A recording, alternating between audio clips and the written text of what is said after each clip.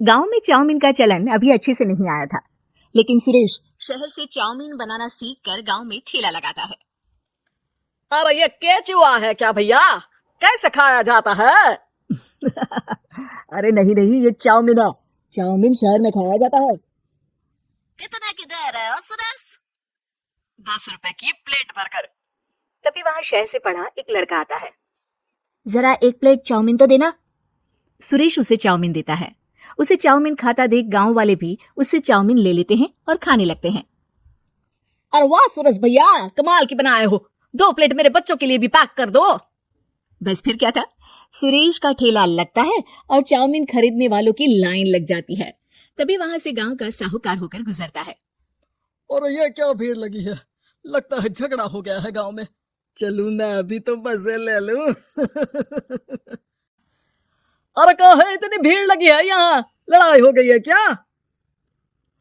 अरे साहूकार साहब, ना ना ना, कोई लड़ाई ना हुई है। ये तो सुरेश की दुकान है चाउमीन की। हम लोग चाउमीन खाने आए हैं, आप भी खाइए ना। साहूकार चाउमीन खाता है और सुरेश की तरफ देखता है, जो सारे दिन के पैसे गिन रहा होता है। अरे सुरेश, क्या लागत है इस काम की? अरे साहूकार जी, आप अब आए हैं तो ये पूरे 10,000 रुपए ले जाइए, जो पिछले साल शहर जाने से पहले आपसे लिए थे ना। लागत तो क्या कहे, जो आपने दिया था उसी में सीखा भी है और दुकान भी खोल ली। अरे पैसे इतने जल्दी क्या जरूरत थी? कैसे जरूरत नहीं थी साहूकार जी, इतना मोटा ब्याज कहाँ से भरते। साहूकार को अब सुरेश की दुकान को हड़पने की लालच आ जाती है। नाना करते ये सारे दिन में 500 रुपए कमा ही लेता है। अरे गांव में ये ऐसे ही कमाता रहा तो कहीं ब्याज का काम ना शुरू कर दे। अरे भैया, कोई ना कोई जुगाड़ तो करना पड़ेगा। अब साहूकार घर आ जाता है और अपनी बीवी को सारी बात बताता है। हाँ जी, ये तो मैंने भी सुना है कि सुरेश के हाथ की चाउमीन नहीं खाई तो कुछ नहीं खाया। अरे हाँ हाँ, सही ही कहते हैं। मैं भी खा कर ही आ रहा हूँ। अरे भाग्यवान कितना अच्छा हो ना, अगर वो पैसा हम लोगों को मिल जाए। क्यों? हाँ, वो तो है, लेकिन कैसे? हम लोगों को तो चाउमीन बनाना आता ही नहीं है। साहूकार और उसकी बीवी अब रोज चुपके से सुरेश के घर जाते हैं और खिड़की से उसे चाउमीन बनाते देखते। अब क्या था, दोनों को चाउमीन बनाना आ जाता है। फिर एक रोज, और सुरेंद्र, तुझे साहूकारनी ने बुलाया था। बोल रही थी कि बेटे के जन्मदिन में 10 किलो चाउमीन का ऑर्डर देना है। बना दोगे ना? अरे हाँ हाँ साहूकार जी, मैं जरूर बना दूंगा। कब देना है घर में 10 किलो चाउमीन? अरे वो तो तू घर आकर बता कर लेना, मैं नहीं बता पाऊंगा। ठीक है, शाम को काम निपटा कर आ जाता हूँ। सुरेश साहूकार के घर जाता है, लेकिन वहां मियाँ बीवी मिलकर उसे बंधक बना लेते हैं। अरे मुझे क्यों बांध रखा है? मुझे छोड़ दो। आज से तेरा ठेला मैं लगाऊंगा और बहुत सारे पैसे कमाऊंगा। साहूकार एक आदमी को सुरेश की निगरानी में लगा देता है और वहां से चला जाता है। अगले दिन, अरे साहूकार जी, आप कब से चाउमीन बेचने लगे और अपना ये सुरेश कहाँ गया? अरे वो तो शहर गया है, उसका कोई काम निकल आया था। बोल रहा था कि जब तक वो ना आए तब तक मैं ही उसके ठेले का काम कर दूं। पैसे भी तो बहुत उधार ले रखे थे उसने। लगता है कर्जा भरने के डर से भाग गया है। अरे पर वो तो बोल रहा था कि उसने सारा कर्जा उतार दिया है, और वो क्यों भागेगा? इतना तो कमा रहा था। अरे मुझे क्या पता। अरे चाउमीन खाना है तो बोलो, नहीं तो भागो यहाँ से। अरे हाँ हाँ, दे दो दे दो। अब तो चाउमीन खाना पूरे गांव के लोगों के लिए आदत ही बन गया है। ना खाओ तो नींद ना आए। हाँ हाँ, तो लो और निकालो 50 रुपए।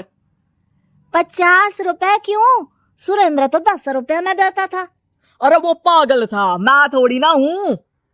गांव वाले, जिनको चाउमीन की लत लग गई थी, वो करते भी क्या, दे दो और ये लो 50 रुपए। लेकिन फिर साहूकार उन लोगों को प्लेट में थोड़ी सी चाउमीन रख देता है।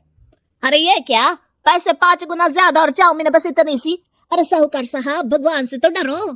बस फिर क्या था, साहूकार की मन मर्जी चलने लग जाती है और गांव वाले करते भी क्या। एक रोज, मुझे तो लगता है कि सुरेश को साहूकार ने मार डाला होगा, क्योंकि उसका काम इतना अच्छा चल रहा था। फिर वो क्यों जाता, और वो भी साहूकार के हवाले दुकान करके? ना बाबा ना। अगले रोज, भाग्यवान देखो तो जरा, सुरेश भी ना कितना पागल था। जिस काम से वो ज्यादा पैसे बना सकता था, उससे इतने कम पैसे छाप रहा था। 50 रुपए प्लेट में भी गांव वाले खूब खा रहे हैं चाउमीन। हाँ जी, और जितने में वो लोगों को 10 प्लेट खिलाता था।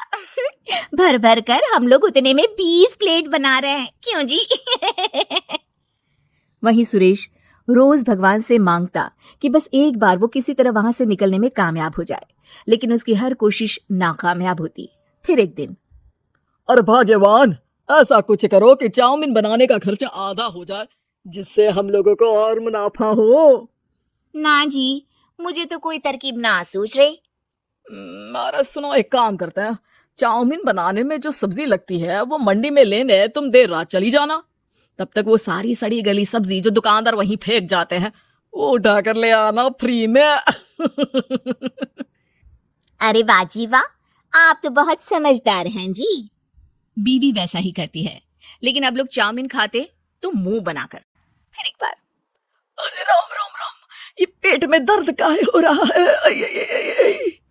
हाय रे हाय, मेरा भी पेट दर्द के मारे फटा जा रहा है।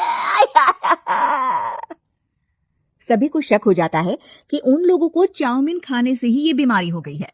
वहीं दूसरी तरफ जो आदमी सुरेश की निगरानी कर रहा था वो सो रहा होता है और मौका देखकर सुरेश वहां से भाग जाता है। सुरेश गांव वालों के पास जाकर उन्हें सब कुछ बता देता है। बस अब क्या था, साहूकार के घर पुलिस पहुंच जाती है। चलो, तुमने गांव के लोगों को खराब सब्जी वाली चाउमीन खिलाकर बीमार किया और सुरेश को बंधक बनाया। तुम्हें इसीलिए हम गिरफ्तार कर रहे हैं।